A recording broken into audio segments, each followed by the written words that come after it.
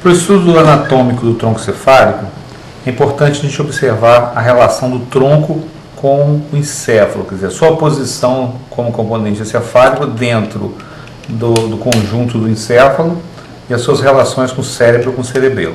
Essa é uma vista inferior do encéfalo, onde nós observamos o tronco cefálico, o cerebelo e o cérebro.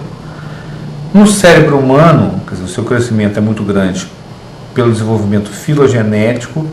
Nesse crescimento, o cérebro acaba por encobrir parcialmente o tronco cefálico. Nós podemos observar aqui o tronco parcialmente coberto pelo cérebro e pelos dois hemisférios cerebelares. Portanto, ele tem uma posição intermediária, localizado anteriormente ao cerebelo, inferiormente ao cérebro e superiormente à medula espinhal.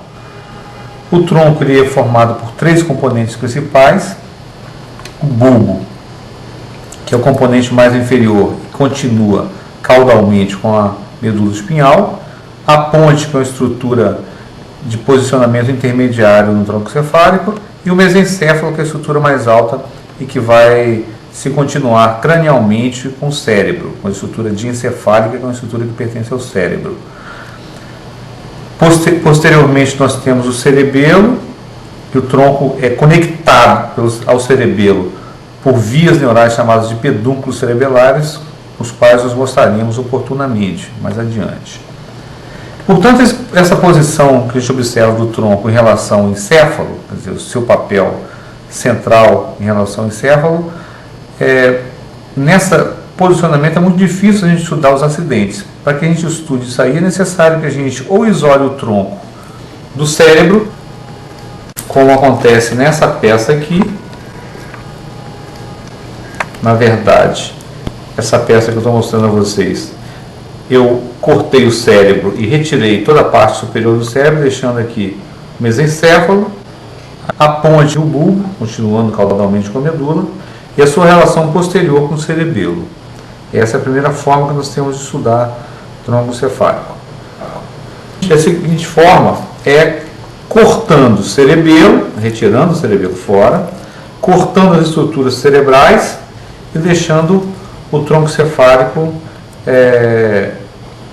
sem as estruturas que estão encobrindo. Então, quando eu retiro o cérebro e o cerebelo, eu tenho essa peça, que geralmente é a peça utilizada nas práticas nos laboratórios de anatomia como um todo, de neuroanatomia.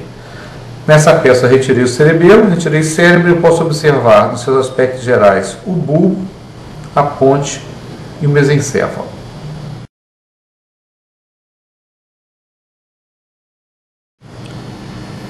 Um outro plano importante para o estudo do tronco cefálico é o estudo da estrutura interna do tronco, principalmente o estudo do quarto ventrículo, uma cavidade que está localizada entre o tronco cefálico e o cerebelo, cujo plano espacial pode ser observado tanto no estudo da peça anatômica do tronco em sua vista posterior, como veremos daqui a pouquinho, ou através de um corte sagital, onde o tronco pode ser aberto e aí a gente pode expor a luz do ventrículo. Então, vou dar esse corte e vou expor agora esse plano na peça anatômica.